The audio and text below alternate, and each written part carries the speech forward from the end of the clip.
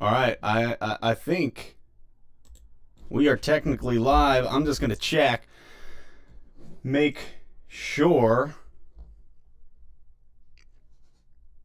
but I think we are. Talk to me. What do you say?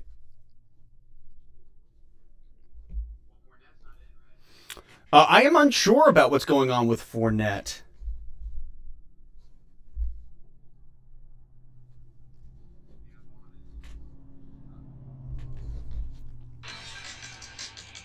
Whoa.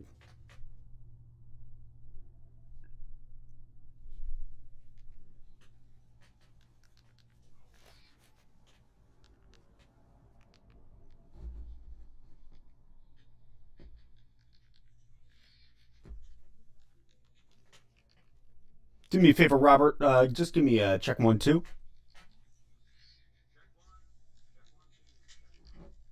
Do me a favor, Robert. Just give me a check 1 2. Hmm. Pretty sure we're having problems in the audio category here. If anybody is in the chat, please, if you could, I'm running a test here with a Buffalo Bills fan. Just want to check how the audio sounds. So if in the chat you could let us know. John Robinson's already in the chat. Hey Jay, you and your brother had to be so happy beating the dreaded Patriots. Bobby, do me a favor if you could just begin to explain. This way I can hear, make sure your audio is coming through. Tell John how it felt. And then if there's no audio, I'm cutting this and we're coming back at a different time. Jay, you're extremely echoed.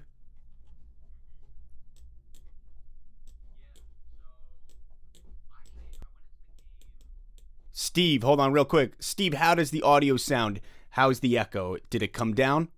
Let me know how the echo is.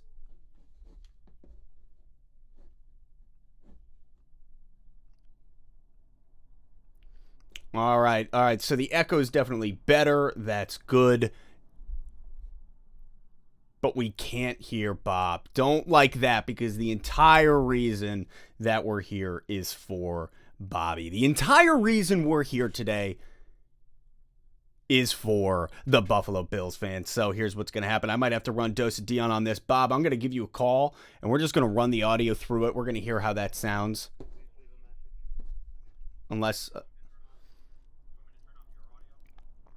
no, I don't think that would be the problem. I think, here, if you pick up right now.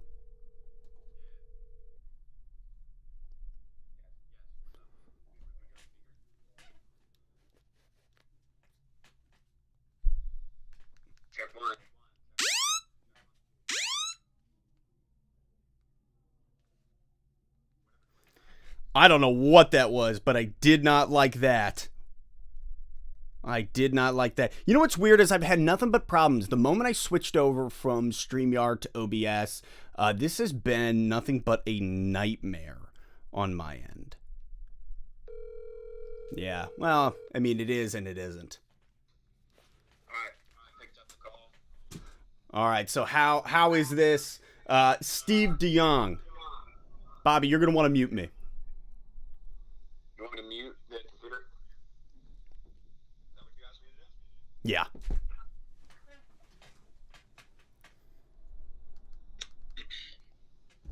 All right. You hear me? Yeah, that's perfect. That's perfect. Sweet. All right, so Bobby, talk to me, man. Talk to the people. How did it feel beating the dreaded Patriots? Like, son of a beat. Like, could you? All right. So imagine this, right? Like, you go through like the rebuilding. Like, think of all the pain that you have suffered at the hands of Aaron Rodgers and those cheeseheads across the way, and whatever godforsaken tundra Green Bay sits in some damn state called Wisconsin. So, like, all that pain, right? Yeah. All that pain for all those years, and you didn't even catch a break. Like, you dealt with Brett Favre and then frickin' Aaron Rodgers, all that pain. And then imagine, like, you're coming out of a rebuilding process, but people are questioning, like, whether or not last year was a fluke. And then you have the opportunity as the Detroit Lions to host them at home and to, okay, yeah, sure, like Aaron Rodgers isn't there anymore, but this is an opportunity to take 20 years of pain and to concentrate it in 60 minutes Yeah. and not let your foot off the gas. It was, I mean, it was like if God asked Bills fans and said, you've had a rough go of it for 20 years. What do you want tonight to look like? Right. I don't think a Bills fan could have written a better script for how this game goes. Like, yeah. I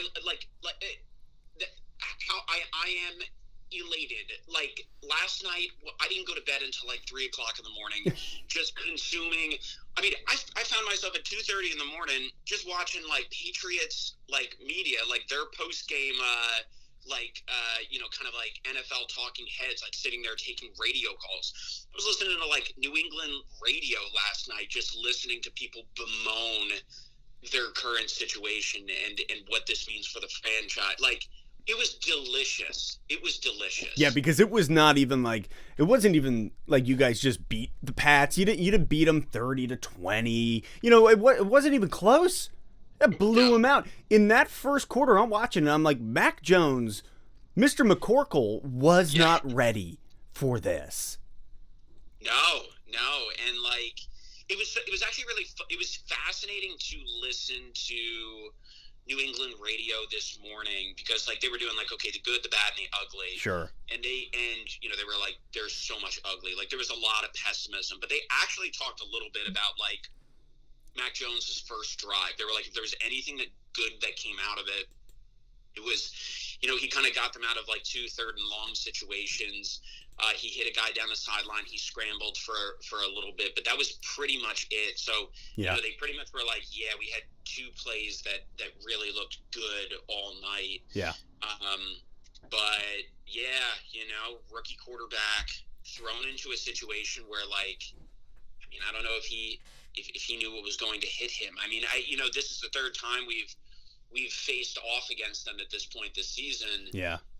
So he's obviously seen a lot of tape on us, but like, shoot, yesterday everything clicked. Yeah. Offense, defense. It was all cylinders, man. It was all cylinders. And I do just want to give a quick shout out to Lions fan 1FP, my guy, dropping in a $2 donation.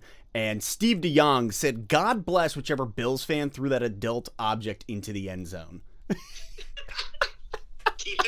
Keeping the tradition going. If you go back and watch that play too. Oh my God.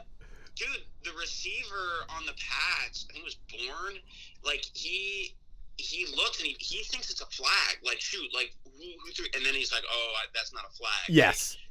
Like, oh. And the best was like the cameraman afterwards also like went to it and then was like, oh my God, no, go away. Yeah, no, absolutely. Yeah. Well, it's fun. I got the Tampa Bay game on here too, and my brother-in-law, who was at the Bills Tampa Bay game, said that an object as well was thrown on the field. Oh, no way. Oh, yeah, just to remind Tom Brady, like, hey, you left this up at Orchard Park. Because that was a thing that Bills fans used to do to Tom Brady, right? Yeah, it happened once. You can see the Barstool Sports documentary on YouTube, and you can see the 2 brothers that started that tradition, and ever since, it's been an unstoppable force. I did see a funny tweet. I can't take credit for it, but somebody was like, oh, shoot, Mac Jones dropped his mouth guard in the end zone. Oh, my God. That's so bad. That's so terrible.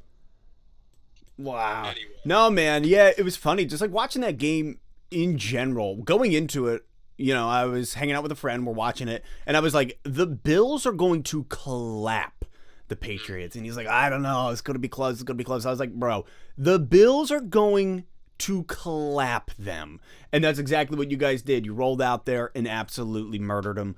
It was truly a beautiful thing to watch because like you said, man, 20 years of you guys dealing with this. I mean, it was about time. Yeah. And you know what's funny too is like so many people all week would be like, oh, like, are you nervous? And like, I'm not gonna lie, like right before the game started, like nerves started kicking in. But like all week you were telling yourself, no, like literally we're the better team. We have this superior quarterback. We have the number 1 defense in the NFL. Like, why should I be nervous? Because it's the Patriots. And they've always, and like I just kept thinking like we're like that Patriots like team, like we're not haunted by those demons anymore. Yeah. And I really think that yesterday was just straight up like we're in a new chapter. And, like, we own this chapter. Like, we're writing the book now. So if you want to write the book again, if you want to be the author of the story, you got to fix some of your game. Like, you've got to figure out Mac Jones. You've got to figure out your defense because we're running the AFC East. It wasn't a fluke. Yeah. And we're not allowing those old narratives to define who we are now. And that's really cool. And, like, I'm excited for you guys as Lions fans. Like, it's cool when your team goes through that process and when you begin to change the narrative and the culture. And I think Campbell's doing that. Your GM is doing that. The guys are buying in. Your last 4 games of the season, like you guys, you know, you've been writing that ship, and you're going to go into next season. It's cool when you get to a point where it's like we're not that team anymore. We're not the Detroit Lions that you can just kind of like laugh at as a joke or this or that. It's like no, like that's changed. That's no. different. Well, how often do every sports show host, like even I look at the Bengals, right? And I'm listening to all these national media hosts. I'm like, well, the Bengals, blah, blah. And they just talk about, like, the history of the franchise. Yeah. And you're like, Joe Burrow wasn't even alive yet. Yep. I mean, look at the Bills right now. Because let's just say the Bills go on a run. They go to the Super Bowl. The only thing that's going to be talked about for 2 weeks is they lost 4 Super Bowls in a row. And you're like all those guys weren't even alive yet. Yes, like why does that have to define you? Like I forget who said it. It was after we won the Thanksgiving game a few years ago against the Cowboys. Somebody had asked something about like some sort of record or the Super Bowls or the 90s team, and they were like, we weren't alive. Like doesn't even matter. Like I don't even really know what happened. Like could you tell me what happened? Like you know what I mean? And so you're absolutely right. Like I get it, like it makes for a good story, but it's not the story anymore. Again, it'd be one thing if it was like if the current team had lost 4 in a row or 2 in a row or whatever, then like that, you know, that's hitting you like, okay, that's on me, but that's like this is like, you know, 20, 30 years ago, like come on, like all right. They'll push that narrative, though. Anyway. We got a question coming in from Steve DeYoung. He says, with their victory, who do the Bills play next weekend, and how do you feel going into that game? Yeah, that's a good question. So if the Chiefs win tonight, which like I think it's going to happen, like unless the Steelers like really pull out a stunner. Yeah. I mean, even unless Big Ben drops 20 pounds, man. Apparently he thinks that the Chiefs are going to win tonight. Yeah, like if the Chiefs win, we have to play the Chiefs. Yeah. In Arrowhead, which is a tough game. You beat them there this year, though. Yeah, we beat them in Arrowhead this year. I do think a little bit though that they were a different team, but then again, we're also a different team now. So like, I you know, going to Arrowhead isn't going to be fun. It's definitely going to be dominated by Chiefs fans. You know what? I feel like a bit of the problem is that like, it's really what the AFC Championship kind of should look like, in my humble opinion. I think next week you're going to see Bills Chiefs in the divisional round, and it's kind of a shame. I just feel like Titans Bengals, like whoever wins that game will probably lose to the winner of the Chiefs Bills game. I think they're the two stronger teams. Yeah. I mean, I could be wrong there, but like I think like if we lose to the Chiefs next week, like the Chiefs are going to beat the Bengals or the Titans. So it's kind of unfortunate, you know. It's like you get the AFC Championship game before the AFC. Yeah. But to answer your question, if the Chiefs win, we play the Chiefs. If the Chiefs lose, then I believe we host the Bengals in Buffalo. So, yes, because that would cause the Steelers would then have to go to Tennessee. Nashville. But yeah, so that's kind of the current situation. Who do I prefer? That's hard. I think like my gut response is I would prefer to play the Bengals. I just think they're a younger team. They haven't been there yet. You know, they got a big win against the Raiders, but I wasn't 100% sold on the Raiders. I think that we would have an easier time pushing around the Bengals, and I think too our defense matches up well against it. Those Chiefs, man, they're tough. When they turn it on, they turn it on. Yeah, but I mean, it's a lot like you guys. And even, you know, Lion Rumble 81 just said the Bills looked poised and ready to play. And it's true. Like, your boys got out there, and oh my God, did they look like they were electric all night. Yeah, I mean, and that was what was crazy because I feel like all season it's been like we were not firing on all cylinders at all times on all Mm-hmm. aspects of the field. Like special teams would be hot and defense would be hot, but offense wouldn't be clicking. And then, it would be, roles would reverse with offense really driving down the field, but defense, slumping, or the O-line was struggling, but, our wideouts were playing hot. So last night it just felt like everybody from the top down, except obviously our kicker who struggled with some extra points. But other than that, it was everybody was flying around that field. Everybody was having fun. Yeah, I'd agree with that. If you could have a repeat performance of what we saw last night, Yeah. it'd be pretty hard to stop that team. If you could have a repeat performance of last night, I don't know if anybody can stop that team, honestly. It was crazy. 7 touchdowns in a row, no punts, no field goals. There was no play outside of penalties. There was no play for negative yards until we need the ball.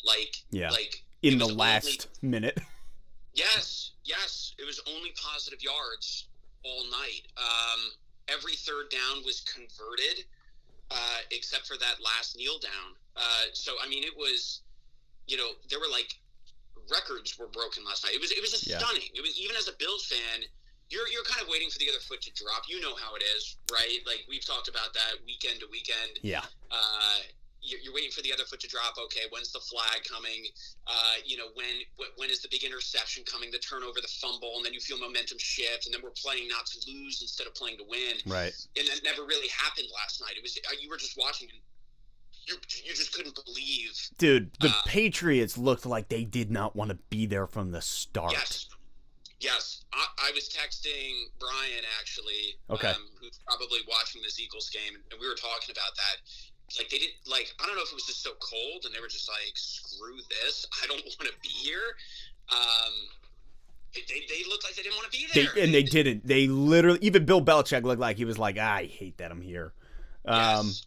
We got a couple coming in here, a couple comments. One, what up, Dow J? Hey, Lion Rumble, what's happening, man? Is this your bro? That is correct. He said everyone did their job except the kicker. I've never seen a Belichick coach team beat so thoroughly. Yes, Lion Rumble, this is my brother. He is a huge Bills fan. His name's Bobby. Bobby's hanging out today after that huge W. And Steve DeYoung, rolling right in, says, say the Bills make it to the promised land. Knock on wood. Don't say that. Knock on wood. Who would be the best matchup from the NFC? Like, so let me pose like a question back. Like, who would I want to take on, or like? Give me both. Like, what's the best matchup for the NFL, and what's the one that you would want? Okay, so real quick too, I got to be 100% honest. I feel like I follow the AFC so much more closely, and then the NFC is kind of like in the background. So I can't speak to like the depth of roster charts of teams that are in the NFC. Right.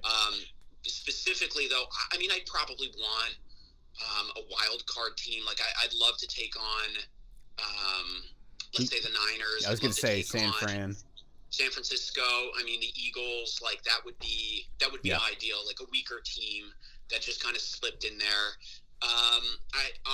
What I want, I mean, the ultimate like revenge tour. Yeah, what's the revenge tour? Walk us through it. To go down in like the history books, like I guess like as a Bills fan, was like what we did last night to the Patriots, right? That was done. 20 years of pain poured on them. To beat the Chiefs again at Arrowhead, like I want the hard road. Yeah. If we're gonna do it, like I don't want to beat the Eagles in the Super Bowl. Yeah. I don't want to beat. You want to do it where sports show hosts are like, oh my God, they're the best. Yes. Yeah. And so give me the Chiefs in Arrowhead. Let's beat them soundly there. Then I want more than the Chiefs are the Titans. The Titans are like I was talking about this with Bills fans and other fans too, actually Chiefs fans as well. Like a lot of people hate the Titans. I definitely feel that way. Like between Vrabel, I think Tannehill's overrated. Yeah. I think too, like, and Derrick Henry's like a beast. Like he's unbelievable. Unbelievable beast. But part of the narrative that like I don't like is like he has one big run against us on Sunday night or Monday Night Football earlier this year, and then it was like, oh, he ran all over you guys. You take away that run, though, the average run that Henry produced, like it was manageable. He had a good game, but it wasn't like this, like he didn't destroy us the way that the media presented it. No, he ripped off one phenomenal run, and then all Absolutely. those yards get tallied He blew in. through the middle. He blew through the middle. Our defensive backs were caught off guard. He slipped through it, and he got a touchdown. He's awesome. He's incredible. Would I want him on my team? Absolutely, 100%. But I just don't, like, now the Titans have stunned us twice. They stunned us last year in a game that everybody had predicted that we would win.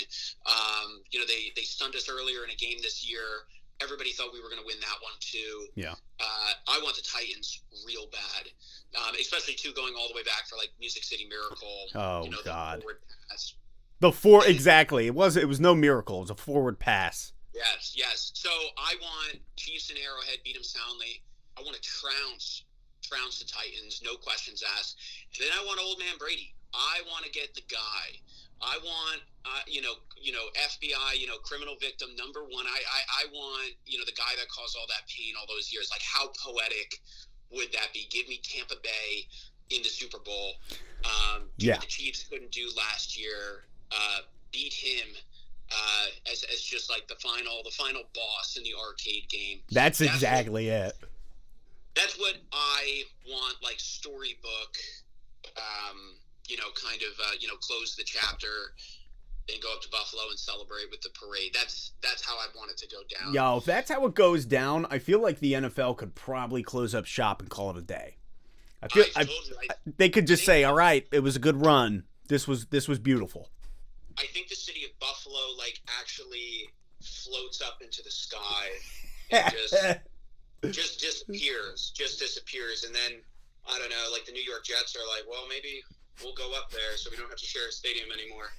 I don't know. That would be the ascension into heaven. That's what I'm saying. The city wouldn't exist anymore, just disappear. Oh, my God. But, yeah, I mean, last night was awesome, though. Yeah. And so I'm trying to be productive today. Like, I'm trying to do stuff and, like, check emails and stuff. I can't. Like, I'm addicted to Twitter and, like, I just have all different, like, interviews on. Like, I just can't stop consuming. Well, because not one bad thing can be said about your boys. It's really wild. And, like, the adjectives, the, like descriptors that are used, like, it's, like they put on a clinic, the game was sublime. Like, you're like, yeah, like it really was. Yeah. There's only celebration. Oh, I wanted Micah Hyde to be able to run that one back, and he got tripped up. Oh, man. Yeah. I forgot. I know it's one of our boys who tripped him up. I didn't. I don't know who it was, but the guy fell down, and then they just caught their feet on each other. But holy cow, was it Hyde or Poyer who made that Willie Mays catch? That was Micah Hyde. Oh my God.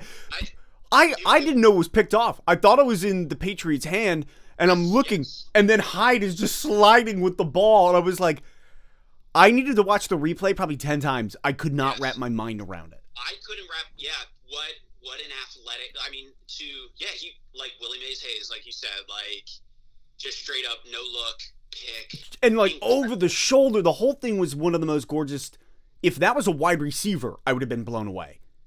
Yes. What's crazy too about that play is, like, our cornerback Levi Wallace. We are not his biggest fan. He's doing the best he can, but he's struggling. He got burnt on that play, and if Micah Hyde hadn't floated over and bailed him out, and Mac Jones underthrew that ball a little bit too. Had he put it, over his head to the outside instead of dropping it inside, that might be a touchdown. But Micah Hyde bails out Levi Wallace there. Yes, and. Me and Dan were watching the game immediately. We were like, the classic Levi Wallace, like, he getting bailed out again. Yeah, but Lion Rumble just posted in here. I didn't know that this was true. First team in NFL history not to punt, kick a field goal, or turn the ball over. Is that accurate? Yes, that's correct. In the Super Bowl era, I think somebody dug up a game like back in the 50s when there were like 4 teams, and they were like, this team did it. But yeah, straight up in the Super Bowl era, first time it's ever happened. It's No like way. it's considered like throwing the perfect game. And that's why this whole thing is ridiculous. It's like you're like, I can't believe this happened yesterday. Like, God asked Bills fans, what do you want to happen? And it's like, can we throw the perfect game? And he's like, yeah, you suffered enough. Yes. Go for it. Yeah. Yeah, you guys pretty much launched Pompeii, or Mount Vesuvius on Pompeii. That's what you did. Allen threw more touchdowns than he threw incompletions. Yeah, 5 and 4, right? Like, let that sink in. Like, I can hear Voldemort crying below you. Oh, yeah. Come here, Bubba. Come here. Come on. Yeah, unbelievable. It was an unbelievable performance. Bills fans everywhere deserved it. And it's funny because, like, I know obviously I lean Buffalo. They're my number 2. They're who I'm always gonna pull for on the side. It's nice that you and I are in different conferences. Mm-hmm. But it is funny how you mention that, where you're like, yeah, like I rarely watch AFC games. If I am watching an AFC game, it is the Bills playing whoever they're playing. So, like, I'll know how other teams are doing based on their schedule against the Bills. Yeah. So that's always fun, just to hear your perspective and being like, oh, yeah, like, not really watching many NFC games. If you are, it's probably because you have a Monday night game and you're able to watch the Lions at 1, because we always play at the same time. Yes. And I'll tell you what, there's nothing like watching a Bills game, because I'm like, this is what a defense is supposed to look like. Man, it is crazy, because sometimes you feel like especially, I don't know, like Buffalo traditionally has been like a very defense first, something we've always like really prided ourselves on. Yeah. The franchise. Not that we've always had good or great defenses, but it is kind of crazy. Like, here I am. You feel spoiled, is what I'm trying to say. Like, you're like, God, how did we let Mac Jones actually convert on 3rd and 10? Like this defense is trash. Yeah. And then like other people, like you're like, dude, like you have no idea. Like, I'd give my right arm to be, shutting them down the way that you're shutting them down. Like, yes. Yeah. To have the linebacker core that you have, to have the defensive backs, it really is like we're spoiled in that sense of it. Got interesting comment from Steve DeYoung. I will be happy for their victory, but I cannot forgive the Bills for taking some of the defensive players in the draft that I wanted for the Lions. Steve, yeah, who are you talking about? I mean, I was definitely high on Greg Rousseau. I was like, Rousseau would be a great pickup. I mean, we needed to do what we did. Sewell was the right choice. But if we had that second first-round pick like we do this year, give me Rousseau. Yo, Rousseau's had a great year, too. Like, he's been key in getting pressure. He gets his hands up, tipping the ball. He's got himself an interception, too, on a tip. He's been a great asset. Young, too. For sure. Like, really, really excited about Rousseau's future. Gotcha. Yeah, that's what he said. He said Rousseau and Ed Oliver. Oh, okay. Ed Oliver. And you guys took Hawkinson, I think, right before Ed Oliver in that draft. Which I had been looking at Hawkinson too, and I like Hawkinson.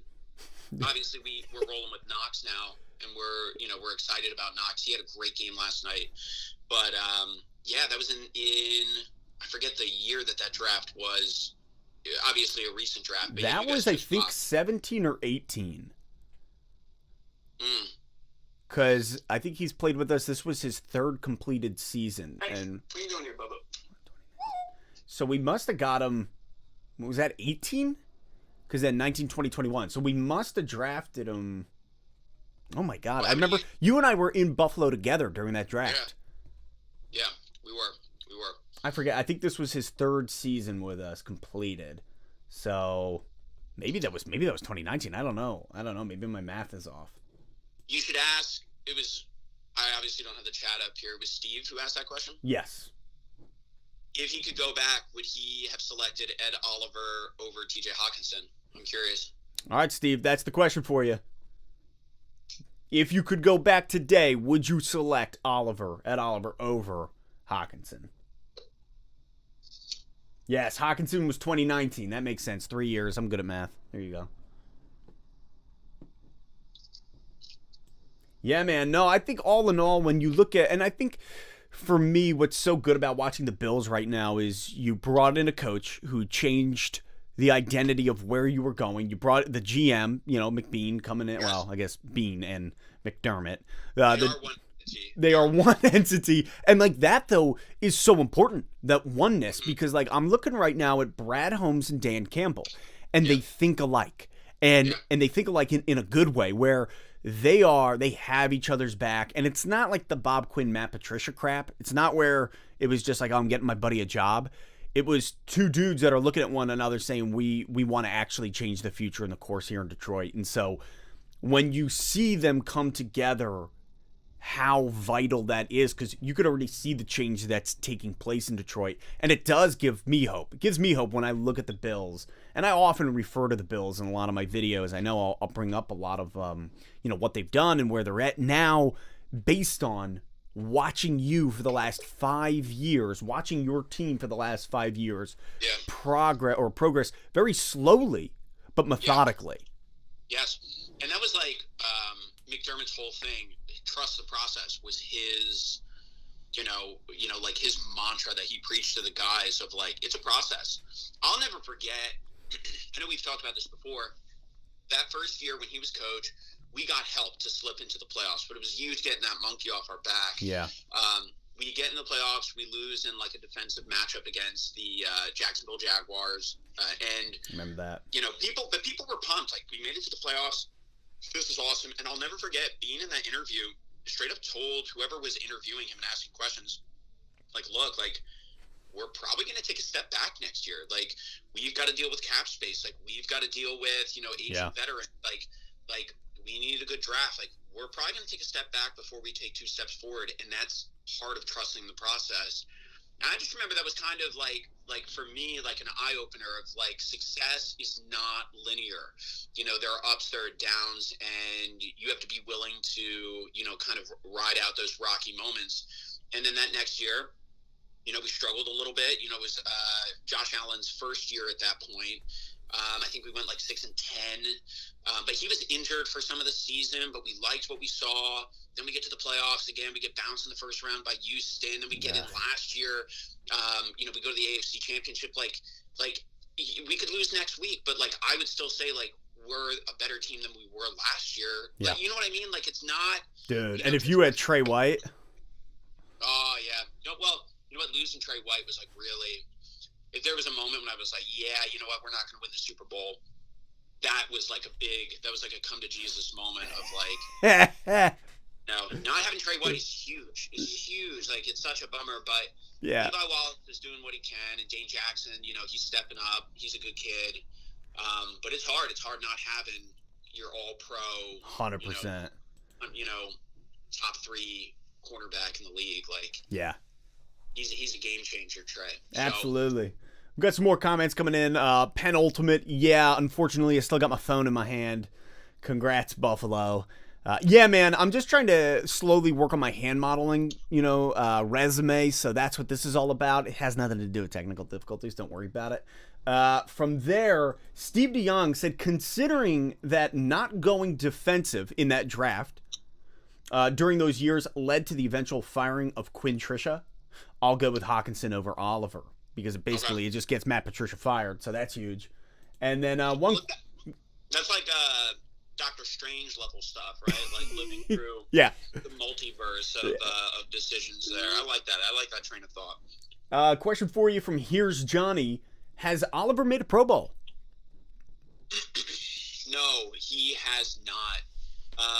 And actually, I would actually say a little bit like, I don't want to call him a disappointment. We thought we were getting, he's turned it on this year.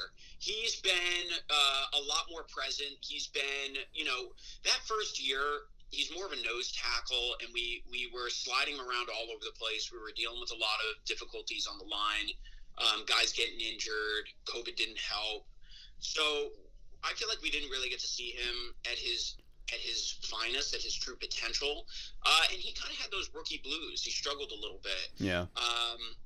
We are happier with the kind of pressure that he's bringing this year. He's a few times. He has had some crucial penalties too, though. He had a big one in the Chiefs game that really, really could have hurt us. I think it was, what is it, like a late hit on the quarterback or, Oh, was it anything like Epinesa's yesterday that was bull? Yeah, it was trash. That was unbelievable.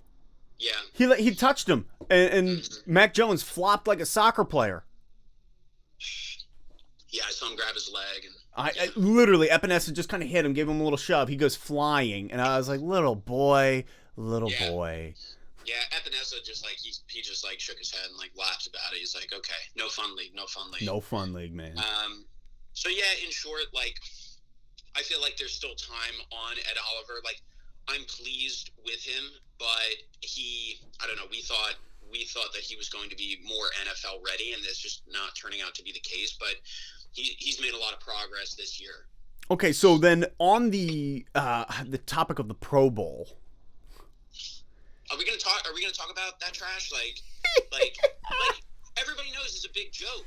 Like how do you have what is considered the best defense in the NFL and you don't have a single Pro Bowler? Not even what's considered. Like what? How is Jordan Poyer all pro at his position, all pro first team, and he's not invited to the Pro Bowl? Like at that point, you just have to be like, okay, this is a meme. It's a popularity contest. And it's a joke. Like yeah. You could look at it and be like, oh, that's cute. Like, oh, that's funny. Like, cool. Like I don't even know it's fairyland. It's like freaking Neverland. Like Peter Pan lives there with the Lost Boys and freaking, Tinkerbell and all that. Like it's just trash. It is absolute trash. Lamar Jackson, who was injured for 7 games, is a Pro Bowler, and Josh Allen is not. And I listened to what's his name, Chris Sims, who just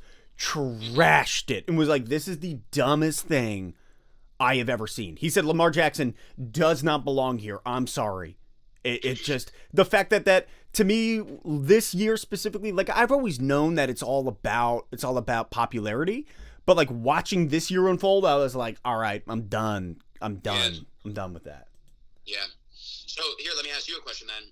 If you had to send one Lion to the Pro Bowl, who would it be? Oh my God. I mean, number one, if I had to send one Detroit Lion to the Pro Bowl, I would probably end up going with Jack Fox. Jack Fox is the best player on the Detroit Lions. He's our punter. Yeah. I love Jack Fox. Now, if I actually had to pick a different position from there, I probably end up going with Amani Oruwariye.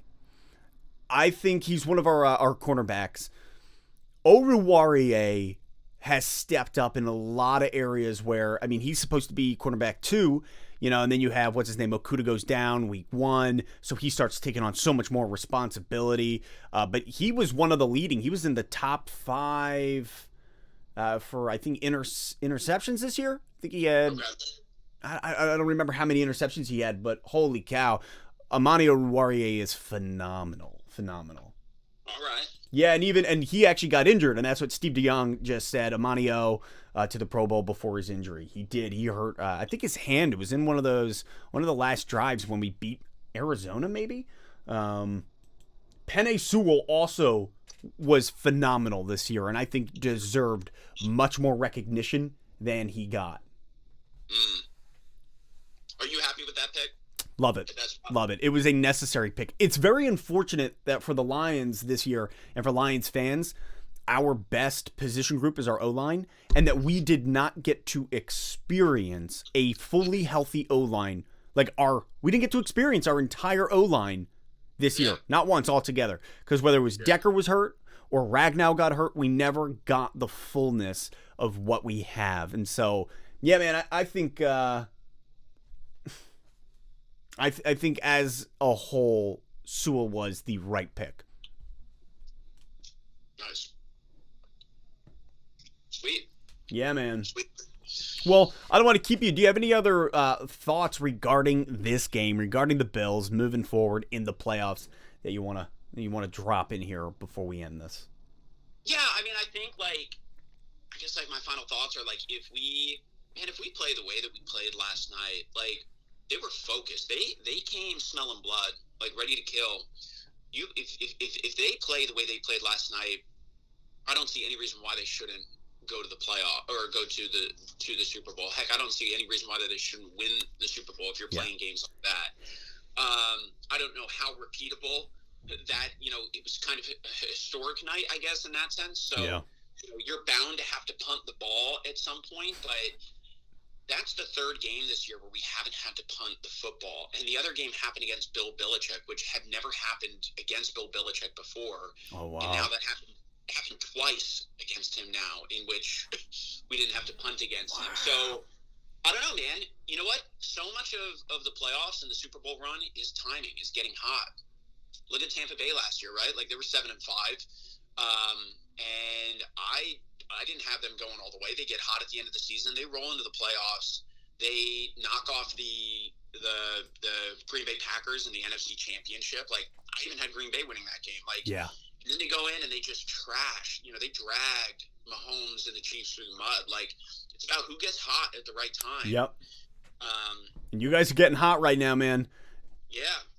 Like, I think, we're 11-6, but I don't know. I think we're dangerous. Like, we play the way we – and you know what? Something, too, I got to give credit to Devin Singletary. He has been a letdown for a long time. He has turned it on in the last 4 games. I don't know what he's drinking. I don't know what he's eating, but pass it over to everybody else because he's hitting the line. He's lowering his shoulder. Yeah, he looked good. He's not getting eaten up in the backfield. Like, whoever had a conversation with him, he needs to talk to the whole team because he's running the ball like he's head down. I mean, dude, Big Thurman pulled him aside and said, "My guy, it's time. Probably do what we couldn't." For sure, man.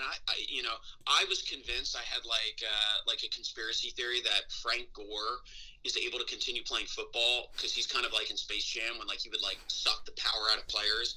Like before Frank Gore left after that Texans game we lost. He took the youth and power of Devin Singletary, and then he went to the Jets, and then he's like, "Oh, hey, Le'Veon Bell, let me now take your youth and spirit." And he just continues surviving. Stop and it. being this immortal running back by like, hey man, just want to give you one last handshake, and like as soon as they touch hands, it's like he like steals their power and then leaves.